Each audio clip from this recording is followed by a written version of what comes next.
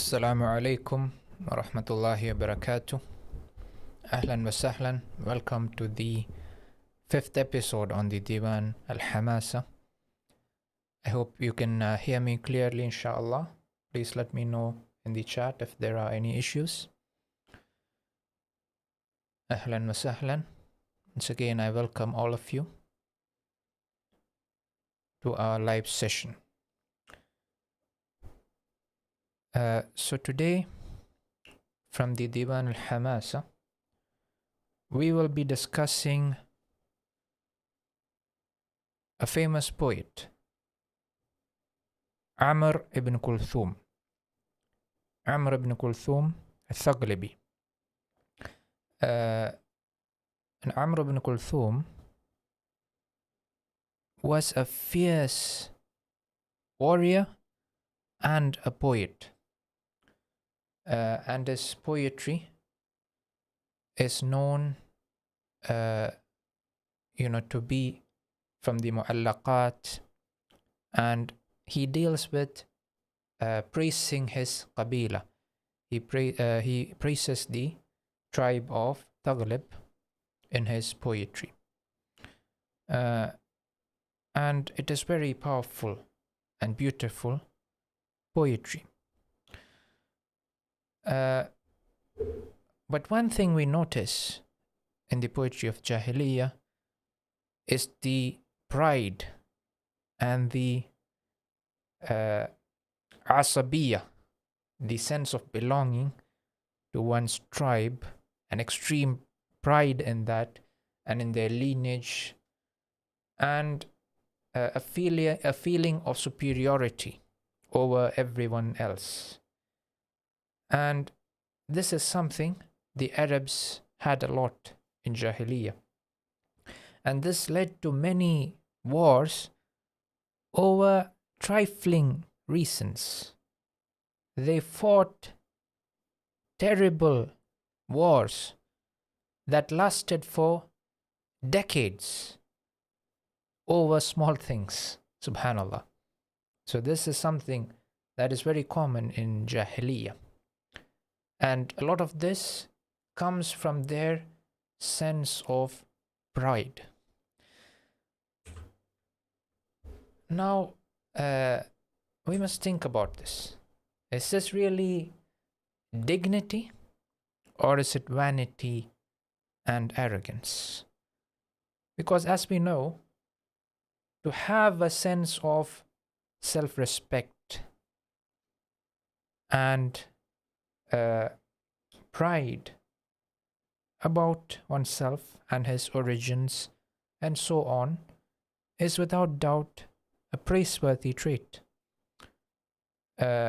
Dignity, having self-respect, meaning that you don't put yourself in situations that would diminish your stature or make you look small in the eyes of others, or humiliate yourself. Not wanting this is, of course, a praiseworthy trait. And the prophets of Allah, they had this dignity and self-respect. The Prophet ﷺ never ate from the charity. He would give it to the companions who were poor, but he himself would never take a single morsel from charity. And the prophets would not ask or beg people for help. And they had this sense of dignity, and this is without doubt a praiseworthy trait, something we should all have. And we can see a lot of examples and references to this in Arabic poetry, and inshallah I want to share some of these wonderful lines with you.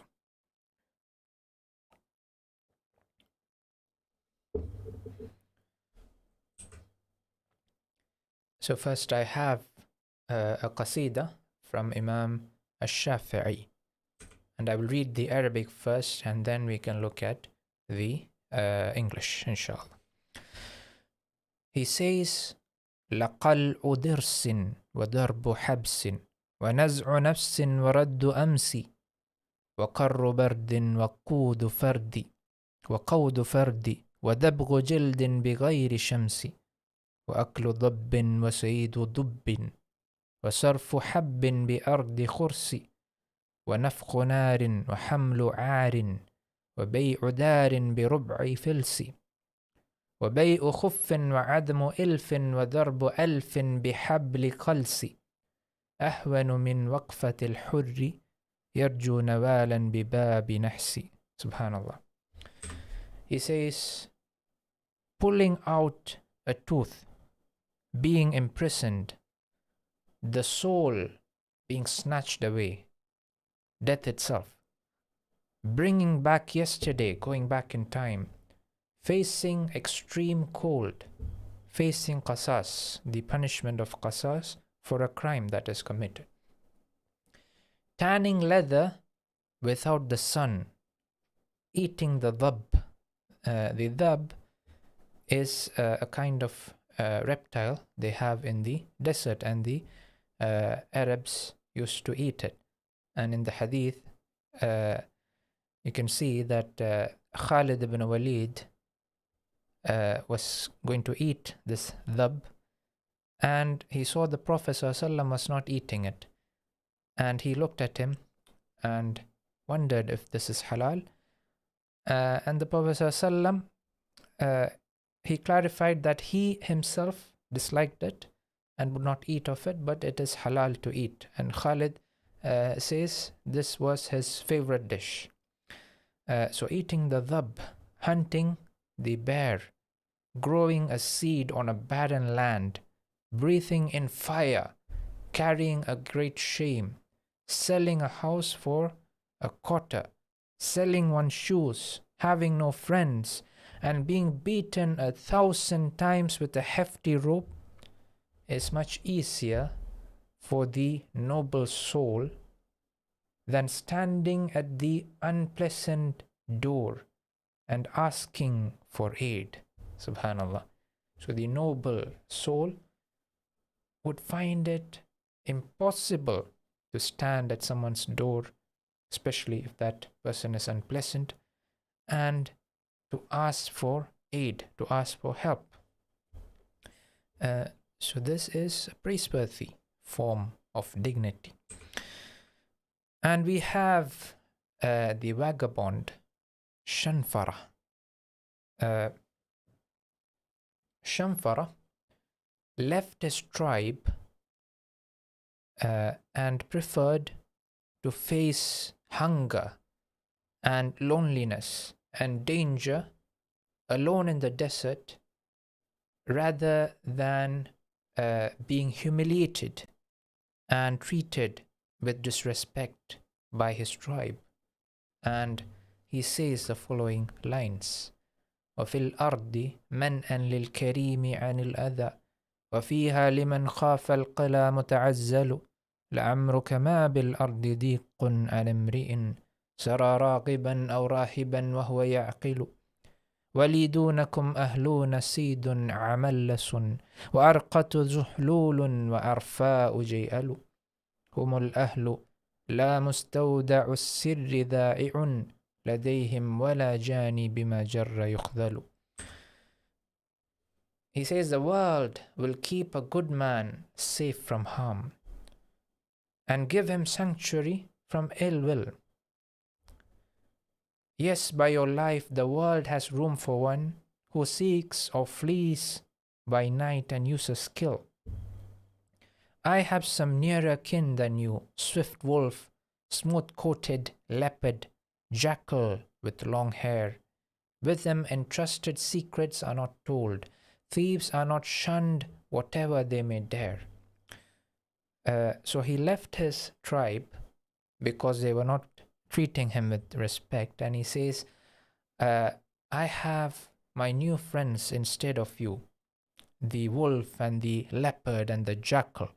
And they are much better than you, or my tribesmen, because they are good at keeping secrets they are entrusted with. They don't go around spreading my secrets, nor do they judge me for being a thief.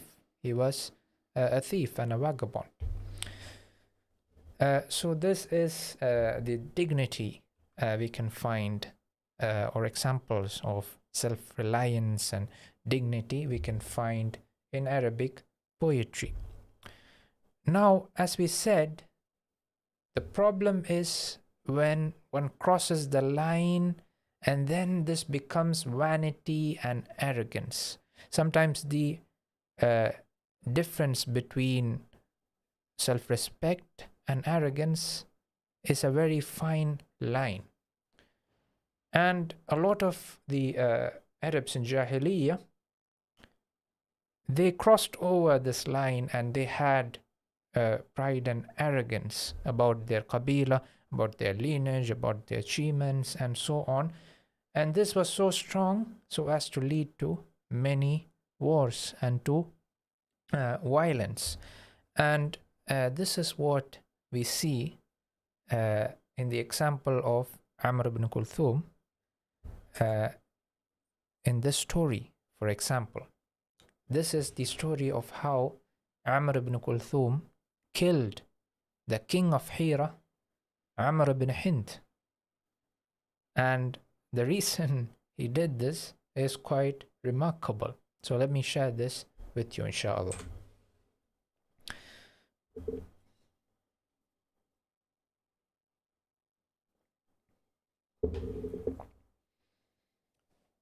طيب. Let me just share the screen, please.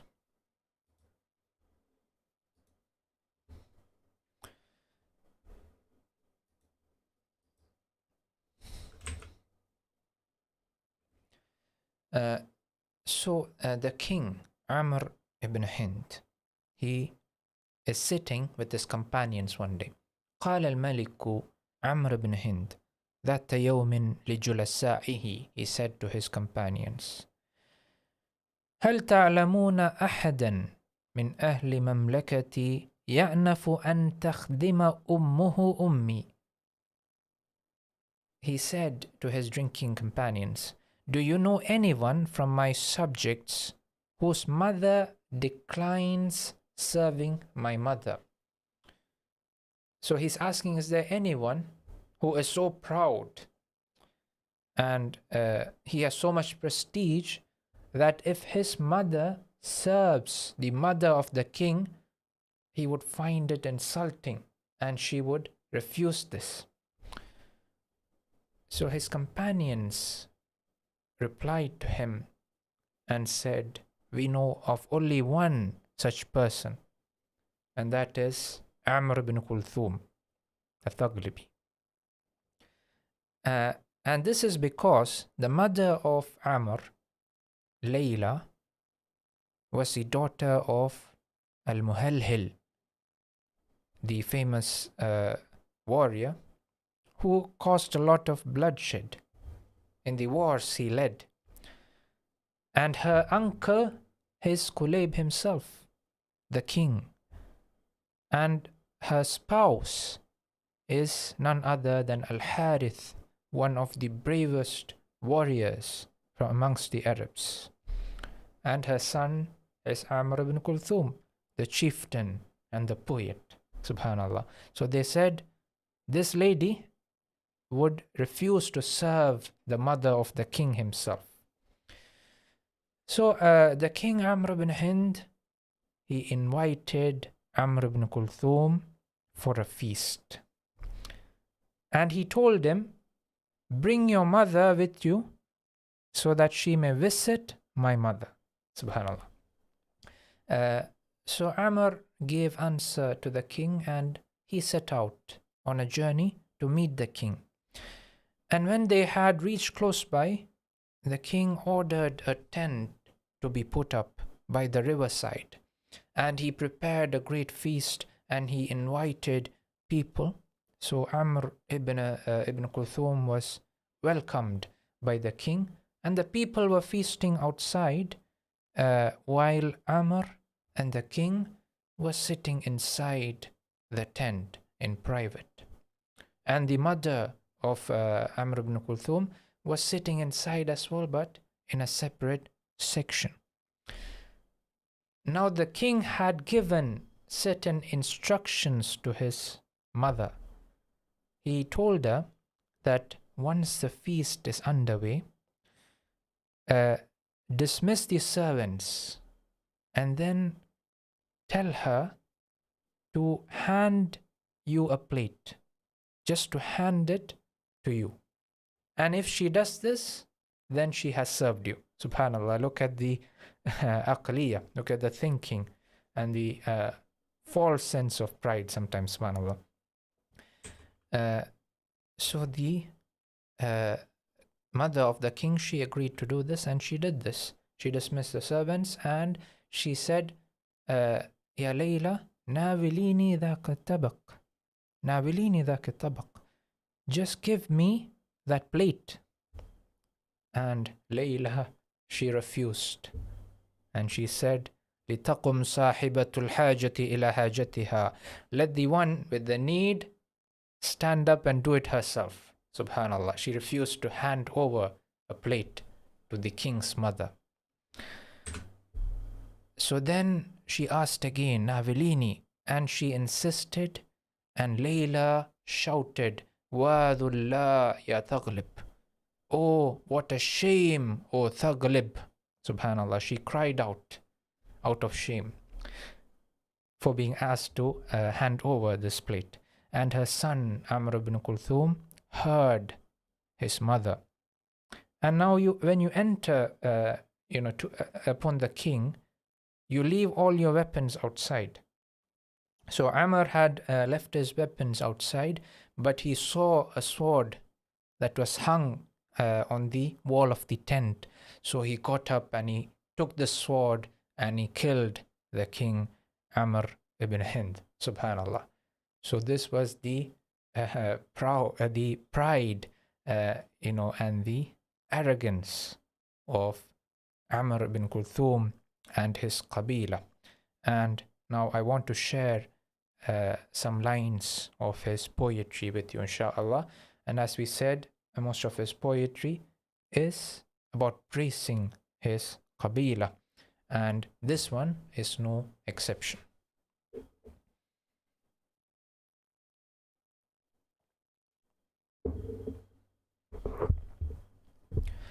So he says, معاذ الإله أن تنوح نساؤنا على هالك أو أن نضج من القتل. I seek refuge with God to have our women mourn the one who is destroyed, or for us to cry aloud for the death of a tribesman. He is afraid of the women from his tribe crying for someone from their tribe who has been killed, or he's saying this is something that we would never do, to cry or mourn for someone who is killed, nor would we cry out aloud for someone killed on the battlefield. قراء السيوف بالسيوف أحلنا بأرض براح ذي أراك وذي أثل. The clashing of the swords, the battles, have given us an empty land filled with arak and athal trees. So these are two types of trees that grow in the plains or by the water. So he is saying we are not in an area protected by buildings or mountains. We are in a vast empty land where we are attacked or can be attacked from any side by the enemy. فما أبقت الأيام من المال عندنا سوى جزم أذواد محذفة النسل. And our wars have not left with us any wealth. Our wealth has been depleted by the wars that we have been fighting. سوى جذم أزواد محذفة النسل. Except for a few remaining camels, a handful of camels that have been cut off from their progeny because they have taken all the remaining camels and paid it as ransom and as blood money. ثلاثة أثلاث فأثمان خيلنا وأقواتنا وما نسوق إلى القتل. Our remaining wealth is divided into 3 parts. All the wealth we have left, we use it for 3 things. أثمان فأثمان خيلنا, the price for the horses we buy for the battle. وأقواتنا, our quote, our food. وما نسوق إلى القتل, and the 3rd part is reserved to be paid for the people we kill. So the 3rd part is given as blood money for the people they kill. Subhanallah. So this is the poem of Amr ibn Kulthum, and his mu'allaqa is much more famous and well known, and it is also very beautiful. So with this we will end our short series on the Diwan al Hamasa, and inshallah we will continue with a different book. So we have decided to explain the Diwan of Imam Shafi'i, but we will be continuing after a short break. So maybe next week we will not have a session, but after that we will resume, and please follow the channel for any updates or announcements on when we are starting the session. So once again, I thank all of you for attending these live sessions, and also for watching them through the recordings, and I hope to see you in the future videos. جزاكم الله خيرا. قولوا قولي هذا استغفر الله لي ولكم وآخر دعوانا الحمد لله رب العالمين.